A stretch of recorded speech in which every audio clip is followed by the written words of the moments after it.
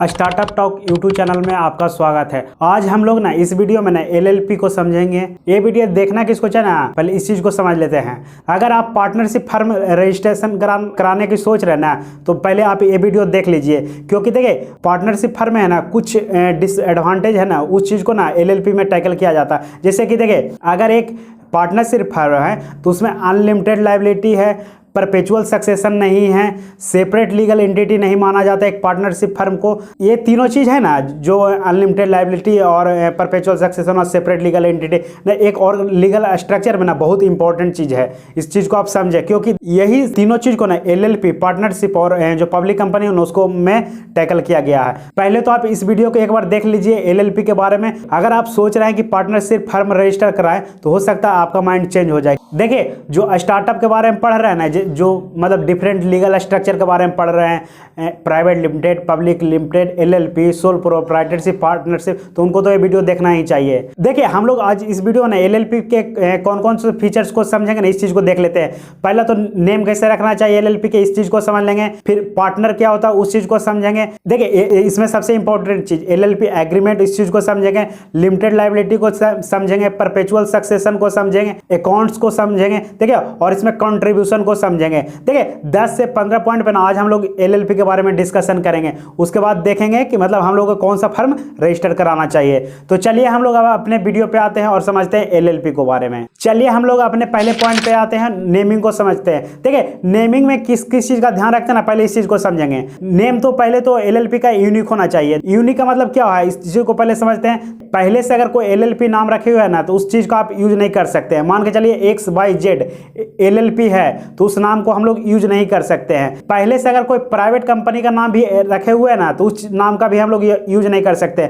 मान के चलते हैं एक कंपनी है ABC प्राइवेट लिमिटेड, तो अब हम लोग ऐसा नहीं कर सकते ABC LLP। हम लोग इस चीज़ पर भी ध्यान रखेंगे। और थर्ड चीज़, अगर कोई पब्लिक कंपनी पहले से ही है ना, तो उस चीज़ का भी नाम हम लोग यूज नहीं करेंगे। इस बात का हम लोग ध्यान रखेंगे। जब हम लोग अपने LLP का नाम रख रहे होते ना, तो कुछ शब्द का हम लोग का यूज नहीं करना है, जैसे बोर्ड, कमीशन, ऑथोरिटी, प्रेसिडेंट, राष्ट्रपति, गवर्नर। मैं एक लिस्ट दे दूंगा ना, उसमें जो सारे शब्द दिया हुआ है ना, उसको आप एलएलपी में यूज ना करें ना, तो मतलब अच्छा रहेगा, क्योंकि मतलब आगे आने वाले टाइम में फिर समस्या आ सकता है। चलिए हम लोग अब थर्ड पॉइंट को समझते हैं। एमसीए है ना, जो नेम से रिलेटेड ना एक मतलब 20 से 25 रूल का ना एक गाइडलाइंस बनाया हुआ। जैसे हम लोगों ने तो मतलब एक बेसिक सा देख लिया, जैसे नेम यूनिक होना चाहिए, कुछ ऐसा शब्द है जो रिस्ट्रिक्टेड है, ये तो हम लोगों ने नॉर्मल देख लिया। हम लोग ना इस एमसीए के गाइडलाइंस पे ज्यादा मतलब चर्चा नहीं करेंगे, कि अगर हम लोग चर्चा किए ना, तो एक उस पे ही सेपरेट वीडियो बन जाएगा। इसीलिए हम लोग एक शॉर्ट फॉर्म में एमसीए का कुछ रूल देख लिए हैं, और अगर आपको डिटेल चाहिए तो आप गूगल करके पढ़ सकते हैं। अब हम लोग समझते हैं ना कि एलएलपी के नाम रखते टाइम हम लोग को और किस किस बातों का ध्यान रखना चाहिए। जैसे अगर कोई एलएलपी कंपनी है ना, तो उसके लास्ट में एलएलपी लगा रहेगा, जैसे ABC LLP।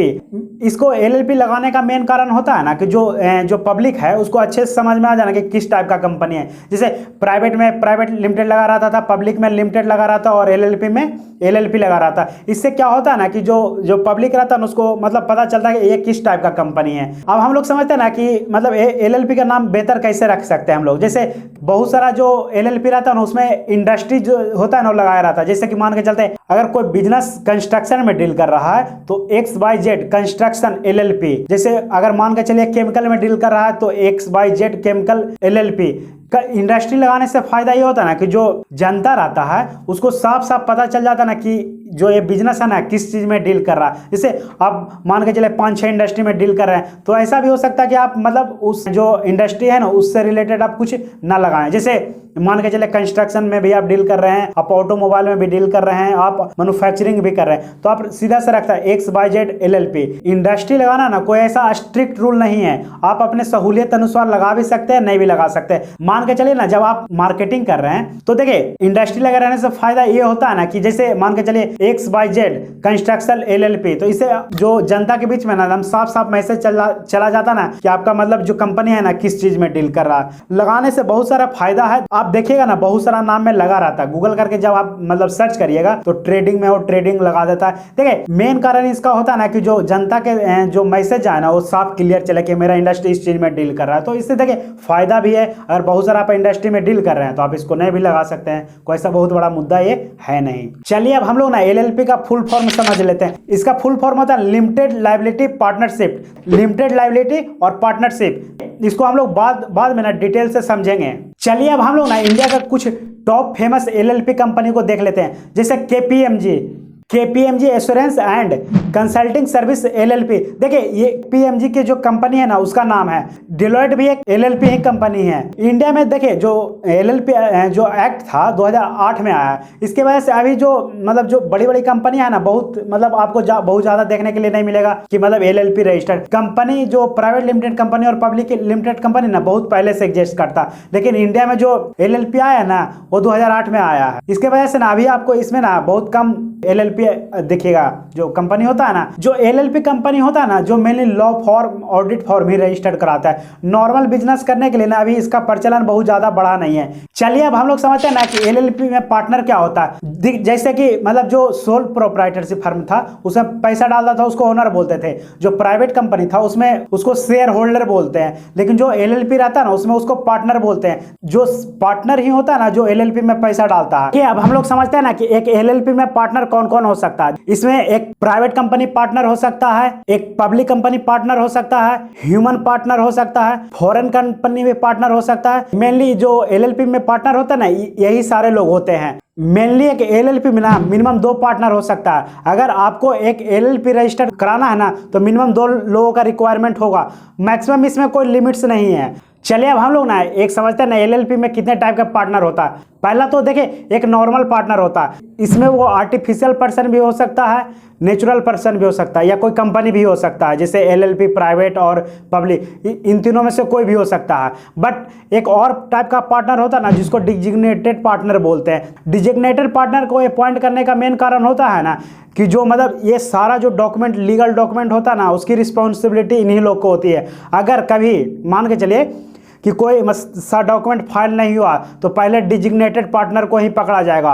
और देखिए सारा जो मतलब मान के चले कंपनी में कुछ फ्रॉड हुआ चाहे कुछ हुआ तो इन्हीं लोगों को पकड़ा जाएगा। नॉर्मल पार्टनर रहता है ना सिर्फ उसका कंपनी में जो मतलब ओनरशिप रहता है 5% 10% जिस हिसाब से उसने पैसा डाला। पहली बात डिजिग्नेटेड जो पार्टनर रहता है ना हमेशा नेचुरल पर्सन रहेगा। पार्टनर में तो आप देख रहे थे कोई आर्टिफिशियल पर्सन भी हो सकता था, प्राइवेट कंपनी, पब्लिक कंपनी या एलएलपी खुद हो सकता था, लेकिन जो डिजिग्नेटेड पार्टनर रहेगा वो एक सिर्फ नेचुरल पर्सन ही रहता है। मिनिमम तो एक कंपनी में 2 डिजिग्नेटेड पार्टनर चाहिए। चलिए हम लोग एलएलपी जो कंपनी है ना उसके सबसे इंपॉर्टेंट टॉपिक को समझते हैं, एलएलपी एग्रीमेंट। देखिए जिस तरह से प्राइवेट कंपनी में मुआ और ओआ का जरूरत पड़ता था ना उसी तरह से ना एलएलपी कंपनी में ना एलएलपी एग्रीमेंट का जरूरत पड़ता है। ये जो है ना ये सबसे इंपॉर्टेंट डॉक्यूमेंट एलएलपी में है। जब हम लोग एलएलपी रजिस्टर्ड कर रहे होते हैं ना तो इस डॉक्यूमेंट का जरूरत पड़ता है। एलएलपी जो डॉक्यूमेंट है ना वो पार्टनर को बीच में बनता है। जैसे एक एलएलपी आप रजिस्टर करा रहे हैं तो उसमें 2 पार्टनर हैं तो दोनों पार्टनर के बीच में एक एग्रीमेंट होगा। अगर 3 पार्टनर है तो तीनों पार्टनर के बीच में एक एग्रीमेंट होगा। एक बात और, अगर पहले से आपने 3 पार्टनर में एक कंपनी रजिस्टर करा चुके हैं लेकिन आपको एक पार्टनर को और ऐड करना है तो आपको फिर से एक नया एलएलपी एग्रीमेंट बनाना होगा। एलएलपी एग्रीमेंट में ना बहुत सारा क्लॉज रहता है और उस क्लॉज को मतलब उसमें जो लिखा रहता है कंपनी उसी के अंडर चलती है। ऐसा नहीं कि मतलब उसका जैसे पार्टनर के बीच में कुछ मतलब क्लॉज डला गया कि मतलब कंट्रीब्यूशन क्या है तो उसी के अंदर वो बाइंड अप रहेगा। अगर कभी कोर्ट में केस भी जाता भी है तो उसी एलएलपी एग्रीमेंट को मतलब जो गवर्नमेंट है और जो कोर्ट है ना मानेगा। तो इसीलिए जो एलएलपी एग्रीमेंट है ना बहुत इंपॉर्टेंट चीज है। आपको एलएलपी एग्रीमेंट का हर एक पॉइंट ना बहुत अच्छे से समझना चाहिए, क्योंकि कभी भी आप अगर लीगल समस्या में फंसे तो एलएलपी एग्रीमेंट को ही माना जाएगा। इसीलिए हर एक पॉइंट को ना जो क्लॉज है ना उसको बहुत अच्छे से बारीक से समझिए, जिससे कि मतलब आप जो लीगली रहे ना स्ट्रॉन्ग रहे। चलिए अब हम लोग एलएलपी एग्रीमेंट पर चलते हैं और उसके हर एक क्लॉज को समझते चलते हैं। चलिए हम लोग पहले क्लॉज पे आते हैं। पहला क्लॉज में है ना रजिस्टर्ड ऑफिस ऑफ एलएलपी। इसमें जो मेनली रहता है ना, जो ऑफिस जो एलएलपी का आप लोग रखिएगा ना, उसके बारे में डिटेल्स रहेगा। इससे गवर्नमेंट को भी पता चलेगा कि मतलब इस एलएलपी का ऑफिस कहाँ है। चलिए हम लोग पार्टनर ऑफ एलएलपी को समझते हैं। इस क्लॉज में ना मेनली जो पार्टनर से रिलेटेड डिटेल्स सारा डाला रहेगा। जैसे मान के चलिए 3 पार्टनर है तो इसमें तीनों पार्टनर का डिटेल्स डाला रहेगा। चलिए हम लोग डिजिग्नेटेड पार्टनर समझते हैं। डिजिग्नेटेड पार्टनर मेनली वो होता है ना जो ऑफिशियल सारा वर्क करता है। जैसे मान के चले 4 पार्टनर है, उसमें से 2 डिजिग्नेटेड कर दिए तो एलएलपी एग्रीमेंट में वो लिखा रहेगा। इस चीज को आप ध्यान रखें। चलिए हम लोग कंट्रीब्यूशन क्लॉज को समझते हैं। कंट्रीब्यूशन क्लॉज होता है ना, जो कैपिटल हम लोग डालते हैं ना उसी को कंट्रीब्यूशन बोलते हैं। मान के चले एक एलएलपी है, उसमें 1 करोड़ मतलब फंड डालना था, तो जो 60% डाला ना उसका उसमें 60% कंट्रीब्यूशन हो गया। और जो मतलब मान के चले किसी ने 10% तो उसमें फर्म में जो एलएलपी है ना उसमें उसका 10% कंट्रीब्यूशन हो गया। तो जिस हिसाब से पैसा डालेगा उस हिसाब से उसका कंट्रीब्यूशन रहेगा। अब हम लोग अपने अगले क्लॉज पे आते हैं और राइट ऑफ पार्टनर समझते हैं। इसमें रहता है ना किस पार्टनर का कितना राइट रहेगा, इसमें मतलब उससे रिलेटेड सारा डिटेल्स डाला रहेगा। चलिए हम आप लोग अपने अगले क्लॉज पे आते हैं और समझते हैं ड्यूटीज ऑफ पार्टनर। इसमें जो मेनली रहेगा ना, जो जिस पार्टनर को जो ड्यूटी रहेगा ना उसके बारे में डिटेल्स रहेगा कि कौन फाइनेंस देखेगा, कौन मतलब जो लीगल है वो देखेगा, कौन मार्केटिंग देखेगा, तो उससे रिलेटेड मतलब सारा डिटेल्स रहेगा। इसमें और भी चीजें रहती हैं, उससे रिलेटेड जो ड्यूटीज है ना पार्टनर को उसमें सारा मेंशन रहेगा। अब हम लोग चलते हैं ना, समझते हैं अपने अगले क्लॉज लायबिलिटी ऑफ पार्टनर। देखिए इस क्लॉज में मेनली जो पार्टनर का लायबिलिटी रहेगा ना उससे रिलेटेड डिटेल्स रहेगा, उसका सारा मतलब इसमें डिटेल्स लिखा रहेगा। चलिए हम लोग अपने अगले पॉइंट पे आते हैं, management and meeting of LLP. इसमें जो इस क्लॉज में ना मेनली जो मैनेजमेंट से रिलेटेड डिटेल्स डाला रहेगा। प्राइवेट कंपनी रहता था क्या होता था, एक मीटिंग होता था एजीएम और बोर्ड मीटिंग, लेकिन जो एलएलपी में रहता है ना इसमें जो पार्टनर्स का मीटिंग रहता है ना उससे रिलेटेड सारा डिटेल्स इसमें डाला रहेगा। चलिए हम लोग अपने अगले क्लॉज पे आते हैं, कॉमन सील। देखिए कॉमन सील जो ये रहता है ना पहले यूज होता था, अब मेनली कॉमन सील का यूज नहीं होता। मैं ऐसे इसका एक फोटो लगा दूंगा। Admission of new partner. देखिए इस क्लॉज में मेनली रहेगा ना जो अगर एडमिशन अगर न्यू पार्टनर का हम लोग करना चाहते हैं ना तो उससे सारा रिलेटेड डिटेल्स डाला रहेगा कि मतलब हम लोग न्यू पार्टनर को मतलब किस मतलब कैसे ऐड करेंगे, क्या क्या चीज रहेगा, उस सारा इसमें डाला रहेगा। चलिए हम लोग अपने अगले क्लॉज पे आते हैं, रिटायरमेंट क्लॉज को समझ। रिटायरमेंट क्लॉज में मेनली पता क्या रहता है कि अगर मान के चलिए 5 पार्टनर था, उसमें से कोई रिटायर होना चाहता है, मान के चलिए उस टाइम फर्म का वैल्यूएशन 10 करोड़ हो गया, तो जब अगर वो इंसान जो आदमी रिटायर होना चाहता है उसमें से निकलेगा, पूरा जो एलएलपी रहेगा उसका वैल्यूएशन किया जाएगा, उसी हिसाब से उसका मतलब पैसा मिलेगा। देखिए इसमें गुडविल का भी एक अपना वैल्यूएशन होता है। चलिए हम लोग अपने अगले क्लॉज पे आते हैं, डिफॉल्ट को समझते हैं। देख इसमें मेनली ना डिफॉल्ट से रिलेटेड डिटेल्स रहेगा कि अगर कंपनी डिफॉल्ट करता है ना तो किस तरह से सारा चीज मैनेज किया जाएगा। चल दिया अब हम लोग एक्सपल्सन समझते हैं। देखिए इस क्लॉज में मेनली रहता है ना अगर किसी पार्टनर को मतलब हटाना रहेगा, जैसे वो कुछ गलत कर रहा है ऑर्गेनाइजेशन के साथ या कुछ और मतलब विदाउट पार्टनर को बताए वो कुछ कर रहा है, तो जो एक्सपल्सन का जो मेन बिंदु रहेगा ना इसमें जितना भी आप डाल सकते हैं कि किस भी यहाँ पे किसी पार्टनर को अगर ये गलत करता है तो उस हिसाब से निकाल दिया जाएगा उस मतलब पार्टनरशिप से। तो देखिए उससे रिलेटेड इसमें सारा डिटेल्स रहेगा। चलिए हम लोग अब बोरोइंग समझते हैं। बोरोइंग्स अगर कंपनी को एलएलपी को अगर पैसा उठाने का रहेगा मान के चलिए तो किस हिसाब से उठेगा, पहले उसमें लिखा रहेगा कि अगर जो पार्टनर है उससे ही पैसे मतलब बोरोइंग से लोन दे दे तो उससे सारे डिटेल्स उसमें पूरा रहे। चलिए हम लोग रेमुनरेशन क्लॉज को समझते हैं। देखिए पहले रेमुनरेशन बोलते किसको, पहले इस चीज को हम लोग समझ लेते हैं। सैलरी के अलावा कुछ मतलब परफॉर्मेंस पर जो अमाउंट मिलता है ना उसको रेमुनरेशन बोलते हैं। देखिए रेमुनरेशन क्लॉज में मेनली रहता है ना जो परफॉर्मेंस, कितना परफॉर्मेंस पे कितना मतलब जो रेमुनरेशन मिलेगा उससे रिलेटेड डिटेल्स रहेगा। इसमें ऐसा लिखा रह सकता है कि इस बार अगर कोई पार्टनर है, अगर कंपनी के परफॉर्मेंस में बहुत अच्छा योगदान दिया, परफॉर्मेंस इस साल 10% होने वाला था, लेकिन उसके अच्छे परफॉर्मेंस की वजह से कंपनी का जो ग्रोथ था वो 30% 35% हो गया।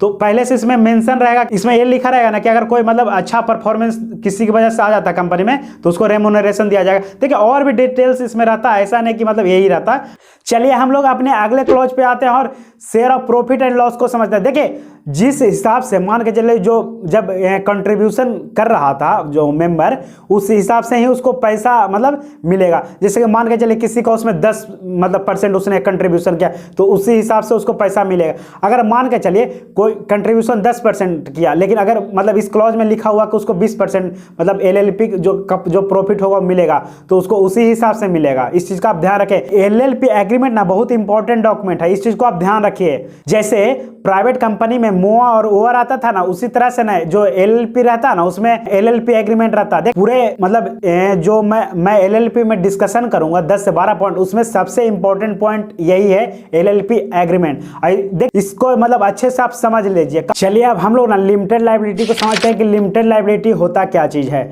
चलिए हम लोग एक एग्जांपल से समझते हैं कि माने एक पार्टनरशिप फर्म था, मान के चले उसने 1 करोड़ का जो लोन डिफॉल्ट किया। उस फर्म में ना 5 पार्टनर थे। अब देखिए बैंक जो लोन है ना उन 5 पार्टनरों से जो रिकवर करेगा, इसी को अनलिमिटेड लायबिलिटी बोलते थे। अब एक एलएलपी है, उसको मान के चलिए 1 करोड़ का लोन मतलब डिफॉल्ट किया। अब देखिए उसमें भी 5 पार्टनर थे, लेकिन अब ऐसा नहीं होगा कि जो पार्टनर है ना उसके पर्सनल प्रॉपर्टी से मतलब बैंक पैसा लेगा। कुछ सिनेरियो में ऐसा हो सकता है, अगर कंपनी में किसी पार्टनर ने फ्रॉड किया तो मतलब बैंक मतलब जब इंक्वायरी होगा तो कोर्ट उसको देखेगा कि मतलब अगर कंपनी के किसी पार्टनर ने फ्रॉड किया तो उससे पैसा वसूला जाएगा। लेकिन अगर कंपनी नॉर्मल बिजनेस कर रहा था, उसमें अगर कंपनी को नुकसान हुआ तो बैंक ऐसा नहीं कर सकता है। जो एलएलपी रहता है ना उसमें लिमिटेड लायबिलिटी रहता है। देखिए लिमिटेड लायबिलिटी होने की वजह से ना बहुत सारा लोग ना एलएलपी और जो पब्लिक कंपनी और प्राइवेट कंपनी को ही प्रीफर करते हैं, क्योंकि उनका पर्सनल जो प्रॉपर्टी है ना वो सिक्योर हो गया। इसी वजह से ना जो नॉर्मल लोग बिजनेस करते हैं ना,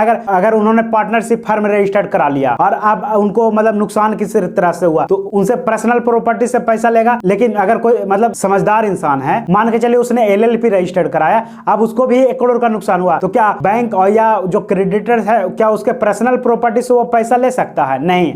इसी वजह से ना एलएलपी को लोग ज्यादा प्रीफर्ड करते हैं रजिस्टर कराने में। चलिए अब हम लोग समझते हैं separate legal entity. Separate legal entity का मतलब हुआ ना एक आर्टिफिशियल पर्सन।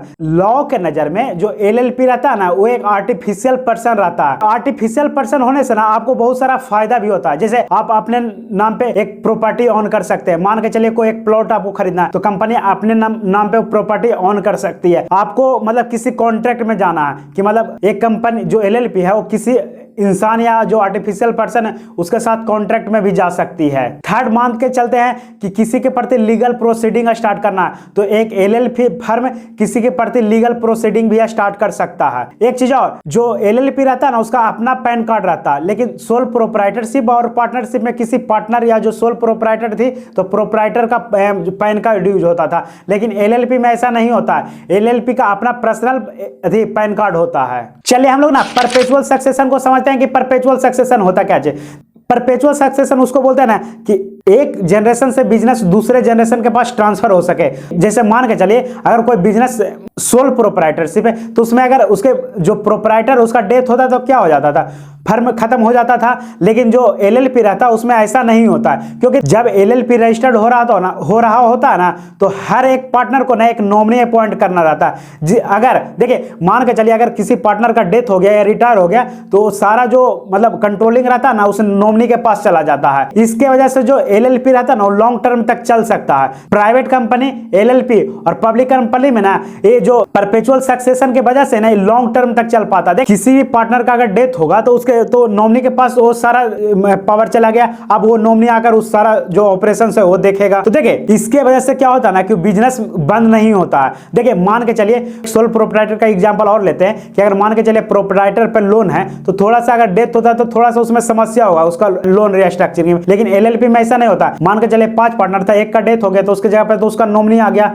और ऊपर से वो एक सेपरेट लीगल एंटिटी भी है। तो इसके वजह से ना मतलब एक जो एलएलपी रहता है ना उसको लॉन्ग टर्म 20 साल 30 साल 40 साल मतलब कोई समस्या नहीं आता और अपना बिजनेस ऑपरेशन सिंपली वो कर सकता है। चलिए हम लोग अपने अगले पॉइंट पे आते हैं और अकाउंटिंग को समझते हैं। जैसे एलएलपी रहता है उसमें जानते हैं अकाउंटिंग सिंपल नहीं रहता। देखिए जैसे सोल प्रोप्राइटरशिप में क्या होता था कि अगर आपने कहीं से सेल्स या परचेज किया, अब अगर मान के चलिए सेल्स किया आपने, अगर जो कस्टमर था वो आपको पैसा दे दिया तो आप वो हिसाब को काट भी सकते थे। अगर किसी से आपने परचेज किया, अगर आपने परचेज का पैसा उसको दे दिया तो आप हिसाब आपको मतलब वो रखने का जरूरत नहीं था, आप उसको काट भी सकते थे। ये आपकी मर्जी है कि आप पूरे साल का रख भी सकते थे या नहीं रख भी सकते थे। लेकिन एलएलपी में आपको ऐसा नहीं कर सकते। आपको पूरा मतलब sales book, purchase book, cash book, journal, आपको सारा चीज मेंटेन करना पड़ेगा पूरे साल भर के लिए। देखिए मान के चलिए साल भर में कितना सेल्स हुआ वो भी आपको मैनेज करना है, साल भर में आपने कितना परचेज किया उसको भी आपको मैनेज करना है, पूरा जनरल एंट्री मैनेज करना है, आपको कैश बुक मैनेज करना है, और पूरे जब फाइनेंशियल ईयर एंड हो जाएगा तो आपको बैलेंस शीट, कैश फ्लो और प्रॉफिट एंड लॉस स्टेटमेंट आपको बनाना पड़ेगा। और देखिए आपको इस पे ऑडिटर का साइन कराना है कि नहीं कराना, इसमें कुछ सिचुएशंस है। इस चीज को हम लोग अपने अगले टॉपिक पे समझेंगे।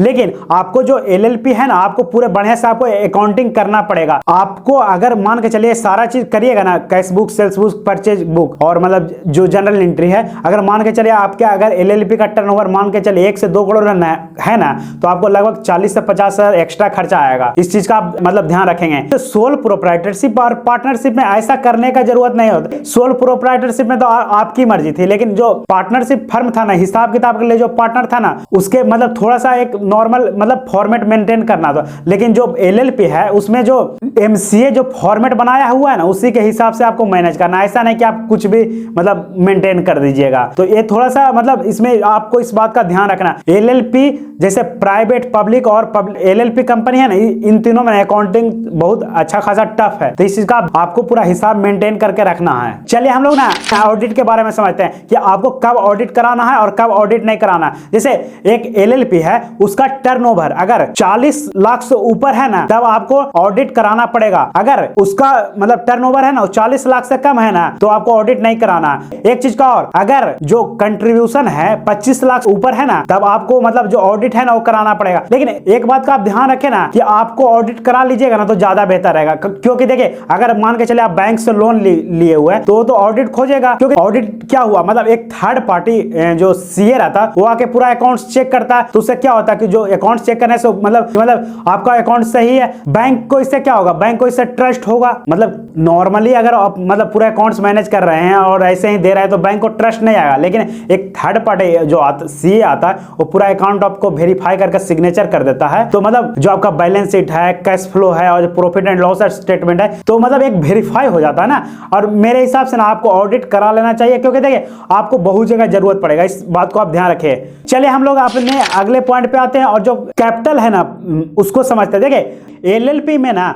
जैसे प्राइवेट लिमिटेड में कैपिटल बोलते थे, जो पैसा डालता था ओनर उसको मेंबर बोलते थे, और मतलब जो पैसा आता था उसको कैपिटल बोलते हैं। लेकिन जो एलएलपी है ना, उसमें जो पैसा डालता है ना उसको कंट्रीब्यूटर बोलते हैं, और जो पैसा आता है ना उसको कंट्रीब्यूशन बोलते हैं। तो देखिए थोड़ा सा टर्म का अंतर है, बाकी चीजें सेम है। इसको आप कैपिटल भी बोल सकते हैं लेमन भाषा में, ऐसा नहीं है। लेकिन देखिए हर चीज का अलग अलग होता है। जैसे प्राइवेट लिमिटेड में उसको कैपिटल बोला जाता था, उसी तरह से एलएलपी है ना उसमें उसको कंट्रीब्यूशन बोला जाता, और ज्यादा अंतर इसमें है नहीं। इसमें देखिए समझते चलते हैं। जैसे पहला तो हुआ कि मतलब ओनर पैसा खुद डालेगा, मतलब मान के चले 5 पार्टनर है तो पांचों पैसा डाला। तो देखिए हर ऑर्गेनाइजेशन में ऐसा हो रहा था कि जो ओनर आता तो पैसा डालता, सोल प्रोप्राइटरशिप, पार्टनरशिप हो या पब्लिक हो या प्राइवेट हो। तो देखिए ये तो नॉर्मल जो होगा, जो पार्टनर था वो पैसा डाल रहा। लेकिन देखिए जो एलएलपी रहता है ना उसमें आपको लोन मिलने के चांसेस रहते हैं, क्योंकि जो ऑडिटर रहता है वो तो आपका पूरा अकाउंट वेरीफाई कर चुका है, balance sheet, cash flow and profit and loss statement. तो जो आपका जो फिगर है वो तो एकदम रियल है।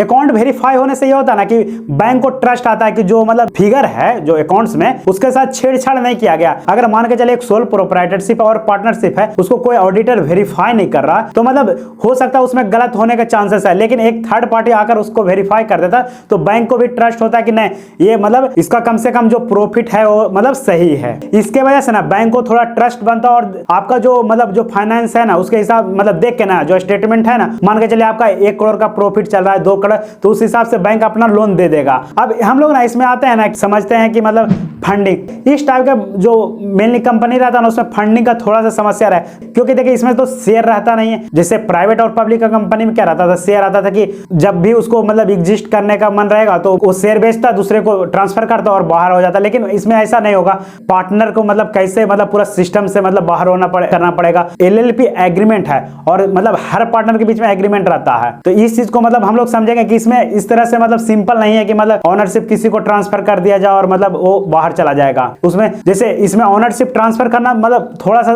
कॉम्प्लिकेटेड है। अब कुछ सिनेरियो में ऐसा है कि मतलब कर सकता, लेकिन बहुत मतलब रेयरली ही मिलेगा आपको कि मतलब ना एलएलपी रहता है ना, जिसमें मतलब अलग से जो इन्वेस्टर आता है, एंजल इन्वेस्टर या बहुत आपका अच्छा आइडिया है ना तब मतलब इन्वेस्ट कर सकता है। ऐसा नहीं है कि नहीं करेगा, लेकिन इसके लिए मतलब बहुत मतलब अच्छा आइडिया होना चाहिए और मतलब आपका बिजनेस का मतलब जो फ्यूचर है ना बहुत अच्छा रहना चाहिए। देखिए इस टाइप का मेनली मान के चलिए कि जो लीगल स्ट्रक्चर है ना उसमें मतलब फंड नहीं डालेगा। अगर आप सोच रहे हैं कि आपको फंड मतलब रेज करना है तो आप मतलब एलएलपी को रजिस्टर ना करें तो ज्यादा बेहतर रहेगा। देखिए चलिए हम लोग ना रिम्यूनरेशन को समझते हैं कि रिम्यूनरेशन इसमें क्या होता है। जैसे मान के चले 5 पार्टनर है, उसमें से 3 पार्टनर वर्किंग जो प्रॉपर काम कर रहा है। और देखिए एक सिनेरियो और हो सकता है कि मान के चलिए कोई मतलब डिजिग्नेटेड पार्टनर हो, काम कर रहा है, मान के चलिए इस बार मतलब उसको पहले से ही रहा कि मतलब इस बार तुम 30 या 40% ग्रोथ ऑर्गेनाइजेशन को दोगे ना तो तुमको रेम्यूनरेशन मतलब एक अलग सैलरी के अलावा एक अलग पैसा मिलेगा। रेम्यूनरेशन देखिए सैलरी के अलावा मिलता है और वो परफॉर्मेंस बेस्ड मिलता है, इस चीज का भी आप ध्यान रखिए। जैसे नॉर्मल डिजिग्नेटेड पार्टनर है, वो मतलब बहुत अच्छा परफॉर्मेंस किया तो आप उसको मतलब अलग से मतलब एक पैसा दिया जाएगा जिसको रेम्यूनरेशन बोलते हैं। जो एलएलपी है ना वो एमसीए के अंडर रजिस्टर्ड होता है, इस चीज को आप ध्यान रखिएगा।